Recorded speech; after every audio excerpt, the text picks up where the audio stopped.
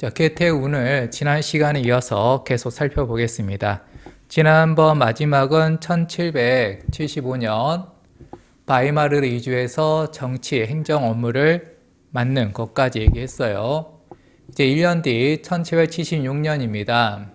이때는 병신년입니다.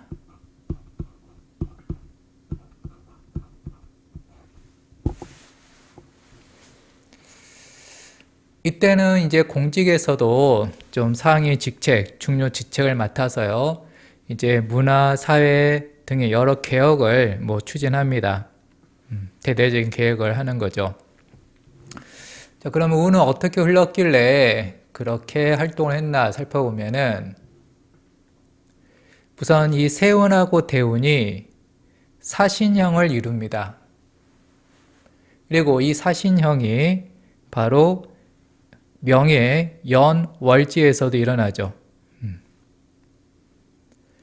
연, 월, 주는 내가 집 밖에서 직업 활동을 할 때 사용하는 기가 되는 부분이에요. 그래서 이 사신형으로 연, 월지에 대대적인 변화가 일어났다. 이것을 문화사회 개혁운동을 대대적으로 펼치는 형태로 쓴 거죠. 형 하면 갇히는 거예요. 이것을 이제 어떤 이는 병상에 누워버리든지 아파서요, 감옥에 갇히는 그런 형태로 갔지만은 괴테 같은 경우는 어디에 갇히냐면 책임에 갇히는 거죠. 이렇게 많은 개혁 운동을 펼치다 보면 그 많은 프로젝트를 완수해야 되는 책임에 들어가게 되는 거죠. 그 책임에 갇힌 거고요. 이왕 갇힐 거라면 이렇게 큰 책임, 많은 이들에게 영향을 끼칠 수 있는 큰 책임 안에 갇히는 게 낫겠죠. 바로 그걸 명예라고 하고요.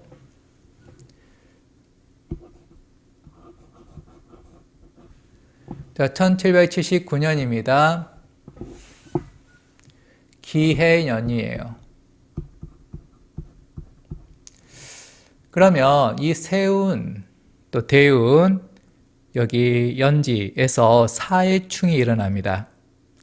자, 충이 또 발생하면 어떤 변화가 일어나는데 지금 연지에서 충이 발생했잖아요. 그러면 간판의 변화가 일어나요.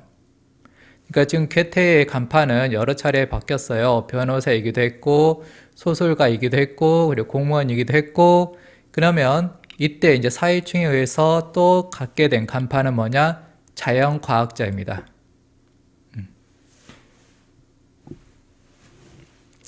이 시절에는 여러 재능을 펼쳐서 다양한 간판, 즉 타이틀을 가지던 때이기도 했죠.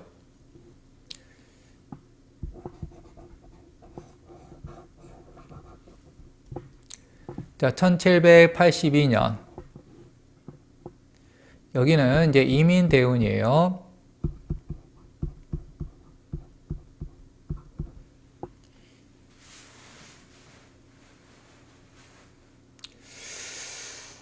자, 보시면 또 여기 세운, 대운, 연지에서 인사형이 일어납니다. 이전에 사신형이 일어날 때 주요 공직, 직책을 맡아서 여러 개혁 운동을 해 나갔던 것처럼 이번에는 또 형이 발생했어요. 단 사신형이 아니라 인사형인 거죠. 그러면 또 어딘가에 갇히는데 이번에도 괴테는 이 갇히는 것을 명예에 갇히는 걸로 선택했어요. 그래서 귀족 자기를 받습니다.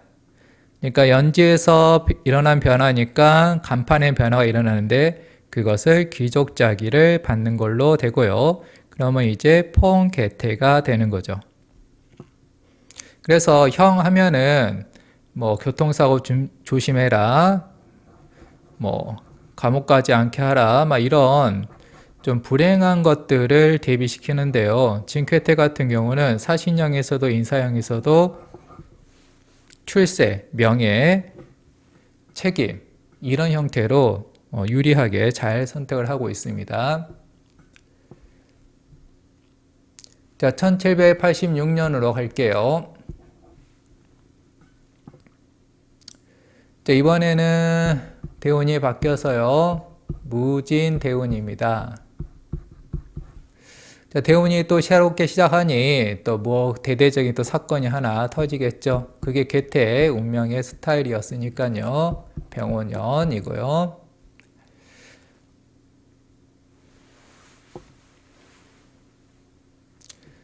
자, 무진하게 되면은 여기 진이 수의 묘지입니다. 그러니까 나중에 자운이 오게 되면 자진, 합을 하게 돼서 수가 강해지는 거죠. 그리고 애초에 이 괴테명 자체가 수가 풍부해요. 월주는 아예 수 덩어리고요. 그럼 이 상황이고요. 자, 수가 많은데 이제 대운에서 수가 더 보태졌고 그 상황에서 세운에서 또 화가 들어옵니다. 그럼 월주에 있는 수 기둥과 세운으로 들어온 화 기둥이 서로 충하는 거죠. 그래서 이렇게 화수충이 일어나게 되면은 이동을 하게 됩니다. 그리고 이건 대대적인 충이죠. 통근한 기둥길의 충이니까 그 충의 파급력은 대단할 겁니다. 그래서 이 에너지를 가지고서요, 괴테는 이탈리아로 여행을 가게 됩니다. 그리고 이탈리아에서 고전주의를 접하게 돼요.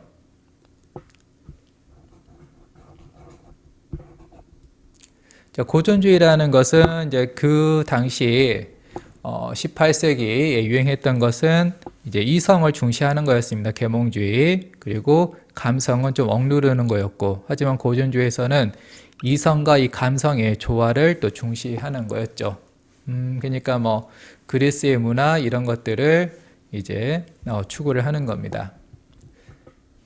1788년이고요. 이때는 이제 또 무신년입니다.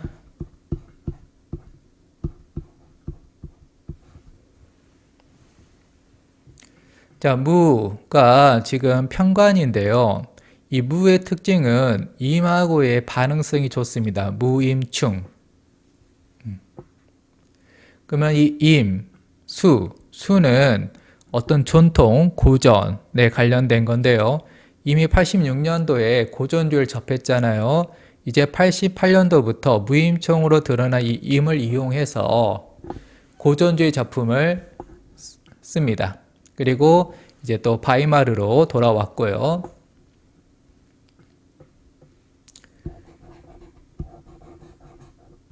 (1794년입니다) 자, 갑인년이에요. 또 목 기둥이 들어왔네요. 이때는 괴테는 뭐 귀인이라고 할 수 있는 실러를 만나서 그와 함께 문학적인 협력을 또 시작을 하게 됩니다. 그리고 이 갑은 식신이죠. 식신은 내 마음대로 할래, 즉 나의 뜻을 펼쳐나갈 때 사용하는 기가 되겠습니다. 그래서 이제 실러와 함께 문학 활동을 본격적으로 해 나가게 되는 거죠.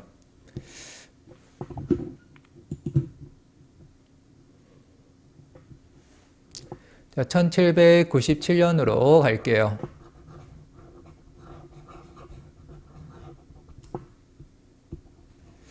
자, 1796년, 1년 전부터 해서요, 대운이 정묘 대운으로 바뀌었어요. 그리고 정사년이고요. 그러면 대운, 세운 보니까 화가 이제 가득해졌네요. 그리고 또 과거에도 반복됐던 사신형이 이 세운사에 의해서 연월지에서 발생합니다. 또 사신형이 발생했으니 또 갇히는데 또 괴테는 그 갇히는 것을 유리하게 사용하니까 또 어떤 책임에 갇히게 되겠죠. 명예에 갇히게 되겠죠. 바로 그게 뭐였냐면은 실러와 함께 하고 있었잖아요. 그와 함께 이 고전주의 시대를 이끕니다. 고전주의란 하나의 트렌드를 이끌어 나가는 역할을 하게 되죠.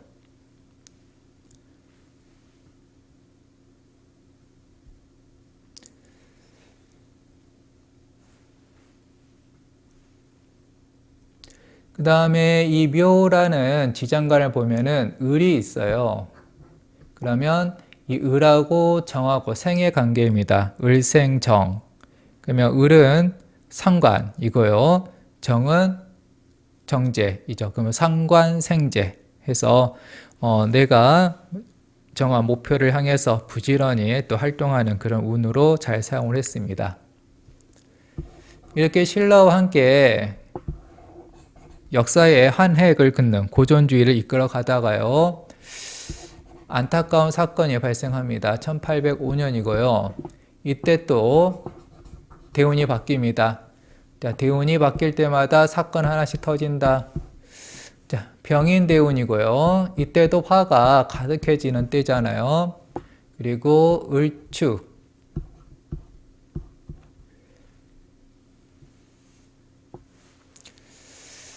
을축년입니다. 이때는 대운에서 화가 가득히 들어오다 보니까 명에 있는 임하고 충이 일어날 수밖에 없어요. 병임충.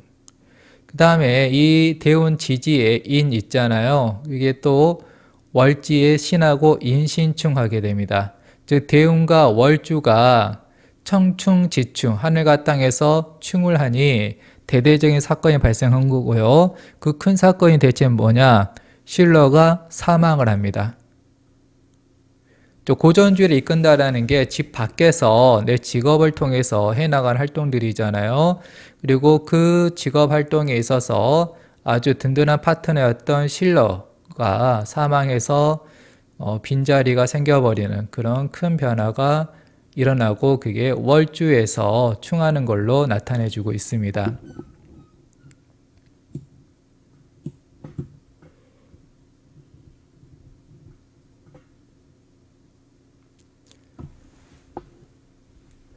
자, 1808년으로 갈게요. 이때는 이제 무진년이 되겠습니다.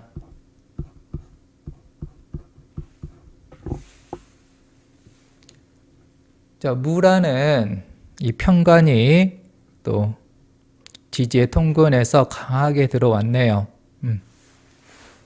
그래서 이때 이 편관의 기운을 통해서, 편관은 뭐 명예일 수도 있고 또 큰 책임일 수도 있고요.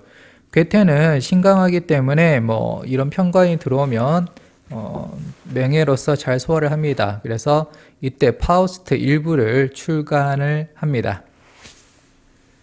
그 다음에 1814년으로 갈게요.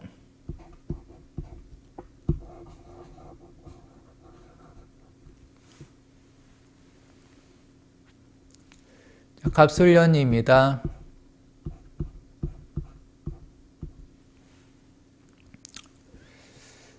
이때는 또 갑식신.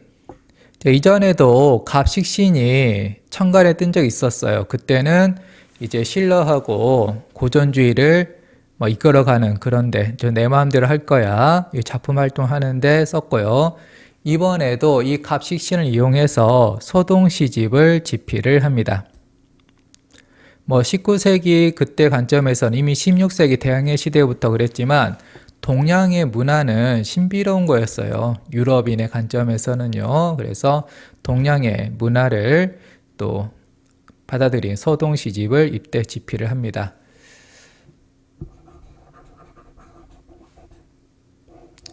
자, 1831년으로 갑니다. 자, 신묘년이고요.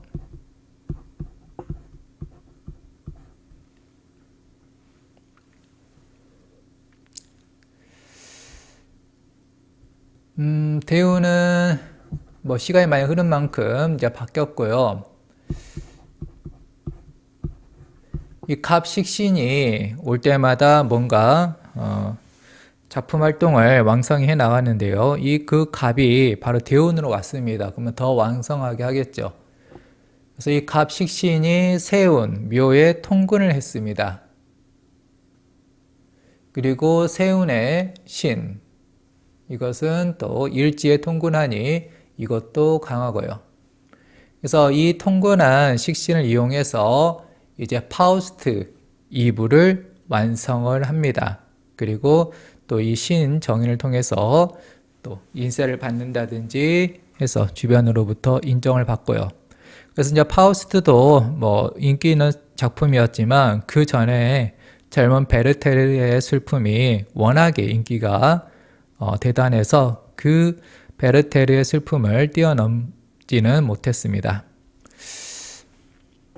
그리고 이렇게 대작을 완성시키고 난 그 다음에 1832년 임진년이 옵니다.